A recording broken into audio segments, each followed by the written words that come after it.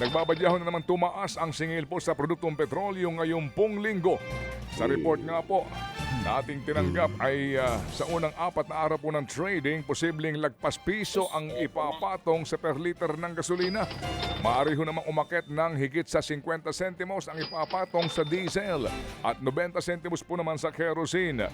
Nakaapekto nga raw po sa pandaigdigang presyo ngayon ang pag-atake ng Israel ng Amerika sa Iran.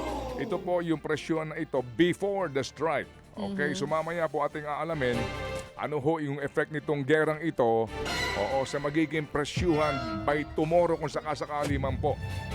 Sa iba pang balita mga kapatid, tiniyak naman ng Department of Energy, Oil Industry Management Bureau na hindi daw po nakaapekto sa produksyon ng langis ang pag-atake ng US at Israel sa Iran. Wala naman daw kasing nasira sa pasilidad sa kabila po ng pag-atake sa Middle East.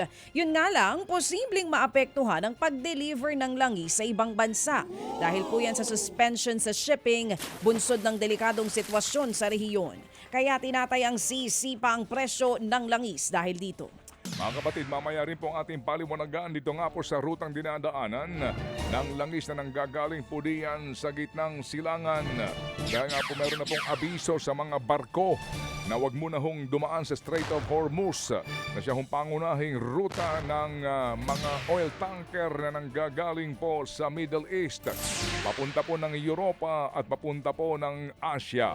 Samantala po naman lumawak daw po ang trade deficit ng Pilipinas sa unang buwan ngayon pong 2026.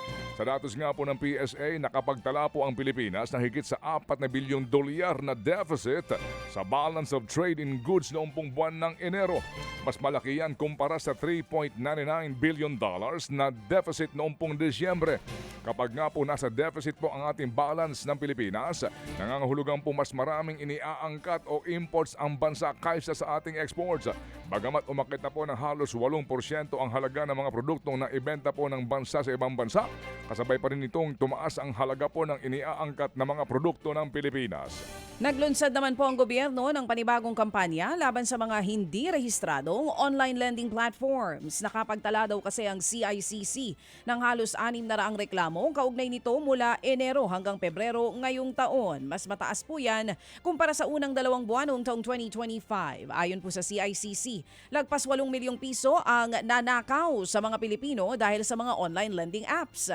Bukod sa labis-labis na hidden charges, inireklamo rin ang mapang-abusong paniningil ng mga lending apps. Sa ngayon po'y nakikipag-ugnayan na ang CICC sa PNP Anti-Cybercrime Group at NBI para mahabol ang mga sindikato sa likod ng ganitong sistema ng pautang. Napagtala po naman ang digital bank na Maya ng 1.7 billion pesos na profit noong pong nagdaang taon. Ito ang unang full-year profitability ng naturang kumpanya. Nakamit daw ito ng Maya sa kabila po ng bagong mga regulasyon gaya po ng pagdelink ng mga e-wallet sa mga online gambling platform. Mas marami daw pong Pinoy ang nahikayat na at gumagamit na po ngayon ng Maya.